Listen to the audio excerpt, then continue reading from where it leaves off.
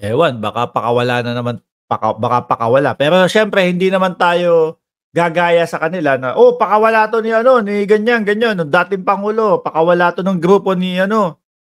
'Di naman tayo gano'n. Baka talagang etong mga tao na 'to, eh, ginagamit talaga yung pangalan lang 'no, hindi naman relate doon sa mga grupo ni Maharlika. Ginagamit ang pangalan ng First Lady Lisa Marcos. Oh, basahin ho natin. 7 katao ginagamit si First Lady Lisa Marcos sa pangungutong, arestado. Ano kayang ano 'no, pangungutong yung ginagawa nila. Siguro merong mga, illegal doon sa mga paligid nila ano, tapos, kokotongan, "Oh, sige, may kapit tayo dun sa taas." Ano po, gano'n siguro yung ginagawa. O kaya do'n sa mga pamilihan, sa mga palengke, "Oh, utos ni First Lady, kailangan yung para sa First Lady." Ganyan ho yung mga diskartehan diyan. Minsan sa mga jeep ho, mga kababayan, nung nandiyan tayo sa Pilipinas, diyan sa may bandang biyaheng Ilaya, ano, makita mo, akala mo nagtitinda ng sigarilyo, nagtatatak, eh, oh. Pero mag-aabot ng pera yung jeepney driver. Tapos pagkaabot, wala namang binili. Oo, yung mga ganyang, gawaing pangungutong po, mga kababayan. Basahin natin. 7 katao ginagamit si First Lady Lisa Marcos sa pangungutong, arestado. Hindi na nakapalag ang 7 suspek ng posasan ng mga NBI operative. Ay, talagang matindi si ano, ang bagong nakaupo, itinalaga na si Jaime, mga kababayan. SPO4 dati yan, kung tawagin namin. SPO4, Jaime Santiago. Kapag ka nga ho bumanat yan talaga doon sa mga hostage, mga bossing, ay nako, isang bala lang ho talaga. Eto talagang sineseryoso niya yung trabaho niya sa NBI. Ano? Hindi na nakapalag ang 7 suspect ng posasan ng mga NBI operative dahil sa umano'y pangungutong sa kanilang mga biktima habang nagpapanggap na mga opisyal ng Malacanang at ginagamit ang pangalan ni First Lady Liza Araneta Marcos sa kanilang mga illegal na aktibidad. Tapos sasabihin, no, sa kabilang balita, doon sa mga mga bossing sa grupo ni Maharlika, ang sasabihin, "O tignan mo, eto si First Lady, nagpapakotong. Pati kayong mga maliliit na mga vendor, pati kayong maliliit na mga driver, eh, kokotongan pa din ba naman ng First Lady?" Ganun po ang babalita niyang mga yan, mga kababayan. No? Eh, siyempre kapagka nakatiyempo sila ng mga ganito at kaya nilang ipang-uto doon sa kanilang mga viewers, gagawin ho nila yan, mga kababayan. Gagawin ho nila yan. Ako, eh, halos mag-iisang taon na ho o isang taon na nilang ginagawa, mga bossing. Kaso ang problema, allows.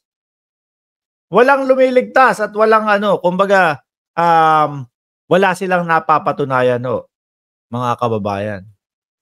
Eh, yung pulburon-pulburon video nga ho nila hanggang ngayon wala pa ho. 'Di ho ba?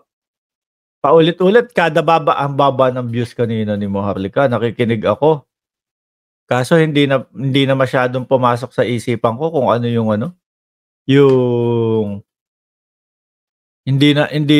hindi pumasok sa isip ko kung ano ba yung topic ni Maharlika kanina?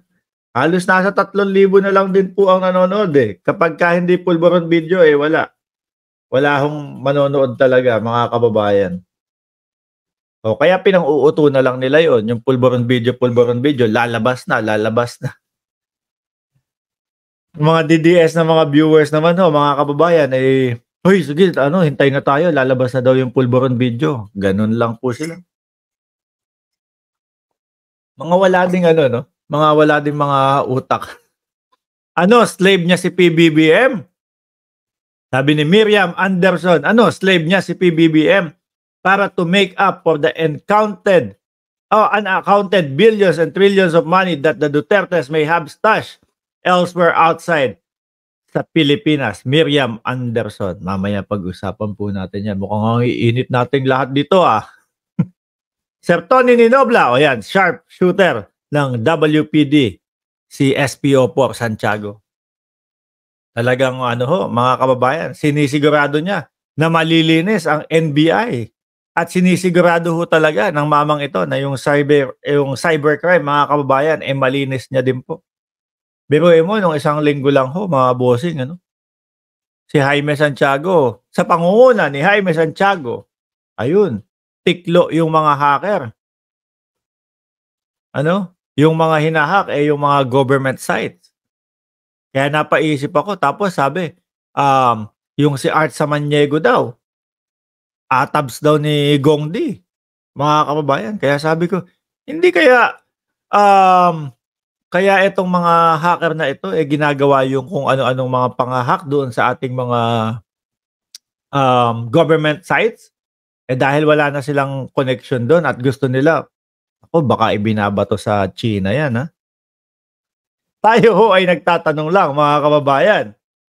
No, kapagka kinokonekta-konekta ho natin kasi, mga bossing, makakagawa tayo sa isipan natin kung ano yung mga susunod at posibleng, nangyayari ho. 'Di ba, mga kababayan? Sabi ni Miriam Anderson, "Bawag magtrabaho ng maigi." Oh, diyan para 'pag malaki ang ma-generate na pera mo sa bansa para makalimutan ng ganyan ang dispalko namin. Baka ito ang nasa isip ni Digong niyo. Anyway, mga kababayan, yang mga paninira na po yan, kapag narinig nyo at napanood nyo doon sa kabilang kampo, yung kampo ng mga makakaliwaho, no? Dapat yun na lang ang tawag natin sa kanila eh. Hindi na DDS. Kampo ng mga makakaliwaho, mga kababayan. Total, iisa lang ang layunin nila nung mga makakaliwa. Ang pabagsakin ho ang gobyerno, ang sirain ng ating Pangulo. Mas worse pa sila doon. Ano? Wag na DDS, makakaliwa na lang. Total, parehas at iisa lang ang layunin nila, mga bossing. Dumako tayo sa susunod nating topic, mga kababayan. Senator Leila de Lima, mukhang pinagbantaan ni Digong. Ano?